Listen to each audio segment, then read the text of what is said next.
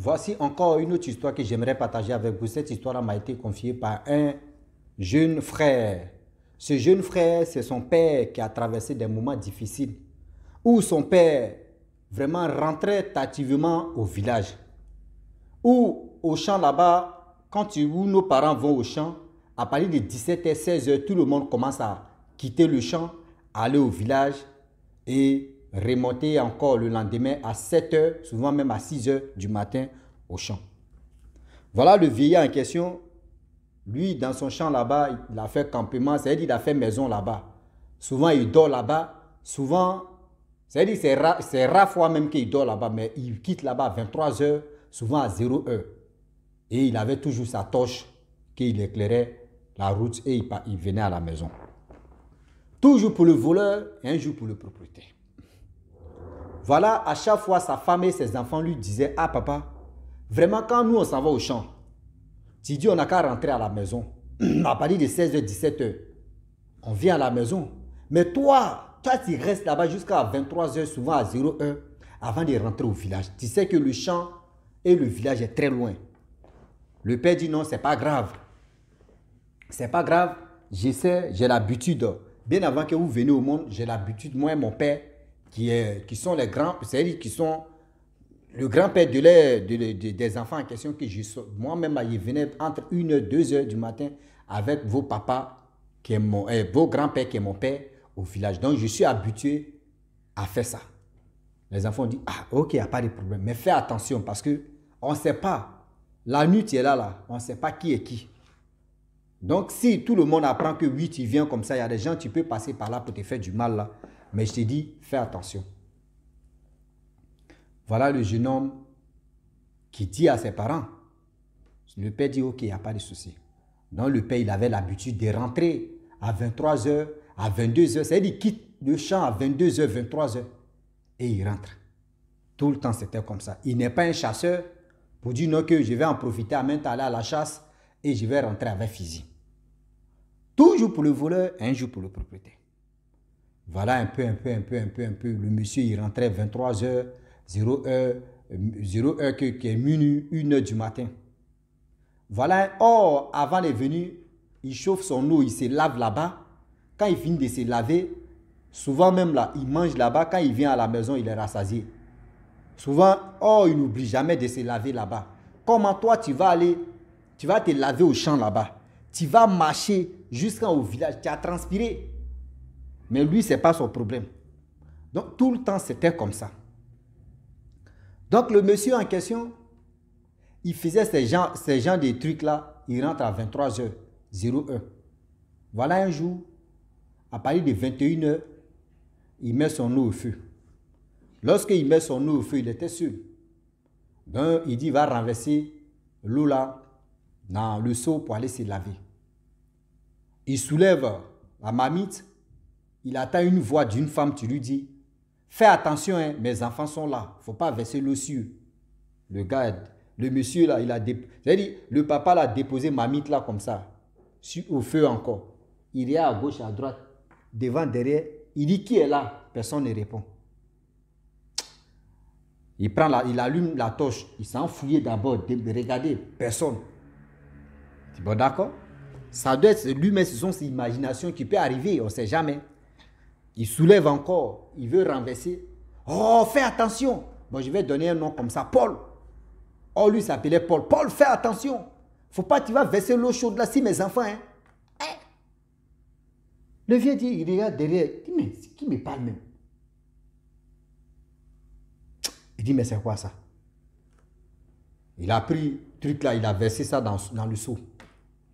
Et voilà, il attend la voix d'un homme. De l'autre côté, oui, c'est qui même? Et la femme dit: c'est Paul, non? Oh, mais les enfants sont là, ils sont là, c'est réchauffé à côté du feu là. Il prend son eau chaude là, il veut verser ça si mes enfants. Si il verse l'eau, il y a des gouttelettes même de l'eau, même touche mon enfant là. Il va lire. Et l'inconnu en question, que lui, il ne voyait pas, et puis il dit: non, que toi aussi, c'est lui qui a allumé le feu, mais il faut aller doucement, il faut dire à tes enfants, ils n'ont qu'à s'écarter quand même. Que Paul a l'habitude de faire ça. Mais il savait, est-ce que Paul n'a pas fait exprès? Ah, s'il n'a pas fait cela, mais je lui dis, hein, il n'a qu'à faire attention. Il dit, on dit le vieux Paul, il regarde à gauche, à droite. Il dit, ça là, c'est plus imagination. Hein. Paul dit, non, ça là, c'est plus imagination. Maman, tu peux rester là. Si c'est toi-même, papa, tu peux rester dans ce truc-là.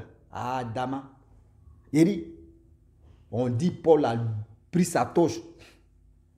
Paul qui était en serviette. Paul était en serviette jusqu'à il est rentré au village. Dieu merci, il avait porté caleçon. On dit, Paul a commencé à courir lui seul. Il n'a même pas pris ses habits. Il rentre au village à partir de 21h30. Oh, c'était 30 minutes de route. Il arrive là-bas au village. Dieu merci même que sa maison, c'était à la rentrée du village. Il arrive. Ses enfants disent, papa, il y a quoi? Il dit, aujourd'hui là, vraiment, je vais dormir matin, je vais vous parler. Je suis dépassé. Paul allait dormir. Lorsque Paul dort, tout le monde m'était terrifié. Eux, ils pensaient que oui, ils ont agressé les papas ou soit il y a quelque chose, etc. Bon, ils n'ont pas mis dans les trucs que oui, papa pouvait avoir ça. Et voilà comment, le lendemain, la femme demande à son mari. Son mari dit, attends, à 10 heures, il a réuni ses enfants et sa femme. Et il leur dit non que, franchement, lui-même, il est dépassé. Déjà, quand j'allume mon feu, je prépare. J'ai fait ceci, je chauffe mon eau. J'ai fait cela. Déjà, je ne suis pas seul dans le champ là-bas. Qu'aujourd'hui, j'ai attendu 2 voix. Il y a une femme qui disait, je vais enlever mon eau au feu pour aller me laver. Il y a une femme, il y a une voix qui me dit non que. C'est-à-dire, il y a une femme qui est en train de parler qu'il ne faut pas verser l'eau chaude sur ses enfants. Moi, je ne vois pas ses enfants. Elle dit non, ses enfants en train de se réchauffer autour du feu là. Et moi, je pensais que c'était dans ma tête, ça passait. Et j'ai entendu une autre voix encore d'un homme qui dit non, c'est qui? Et la femme qui parlait a dit mon nom, Paul. Et le monsieur en question que je ne voyais pas a dit non que oui. C'est pareil, Paul a l'habitude d'allumer le feu et tes enfants n'ont qu'à aussi faire, n'ont qu'à quitter là, il ne faut pas l'eau chaude là, va verser sur. Quand il a entendu ça là, il dit il ne s'est même pas arrêté, il a commencé à courir jusqu'à il est venu aussi au village. Depuis ce jour-là, Paul, on dit à partir de 16h, 17h, il dit à ses enfants, allons-y. Il dit toujours à ses enfants, allons-y au village. Celui qui était premier et la première personne et le premier à venir au village. Vous comprenez? Toi, tu partais avec ton père au village à 3h, même à 2h, même à 1h. Ton père, il sait sur quoi lui compte. Et il te trimballe dans ça. Ton père savait ce qui s'est passé et puis lui venait avec toi à 1h ou comment tu peux être au champ jusqu'à minuit. À minuit, à 0h, à 23h, quitter au champ. Mais attends, toi ton champ là, il y a les voleurs là-bas qui viennent là-bas ou bien. Au moins s'il y a les voleurs qui vont voler tes trucs, tu peux dire moi d'accord. Aujourd'hui là, moi je vais rentrer tardivement, je vais rester ici pour voir qui vole qui vole mes trucs. Là au moins on peut comprendre. Mais pour rien comme ça, toi tu es là pour rien comme ça. C'est quoi ça? C'est quoi ça? La famille, franchement, j'aimerais dire à tous ceux qui m'écoutent, on ne finit jamais d'apprendre. Oui, on ne finit jamais d'apprendre. Il y a des choses, aujourd'hui, quand on vous parle, ce n'est pas pour dire non que oui, c'est comme ça. Si aujourd'hui, un enfant peut te parler, un enfant peut te dire non que papa ou maman, ce que tu es en train de faire là, ce n'est pas bon. Parce que l'enfant a entendu, l'enfant il a écouté l'histoire de telle personne et que la personne vient te parler. Toi aussi, toi le père ou la mère, tu dois aussi prendre conscience de dire, vraiment, c'est vrai, hein? Ce que mon enfant a dit là, c'est vrai, hein? Ce que celui-là a dit là, c'est vrai, hein? C'est comme ça on fait. Oui, c'est comme ça on fait. Donc j'aimerais dire à tous ceux qui m'écoutent, s'il vous plaît, de grâce, on réfléchit pour mieux avancer, s'il vous plaît. Parce que le deuil est vraiment risqué. Le deuil est vraiment risqué. Je le dis, quand vous préparez, voici un signe que je vais vous donner.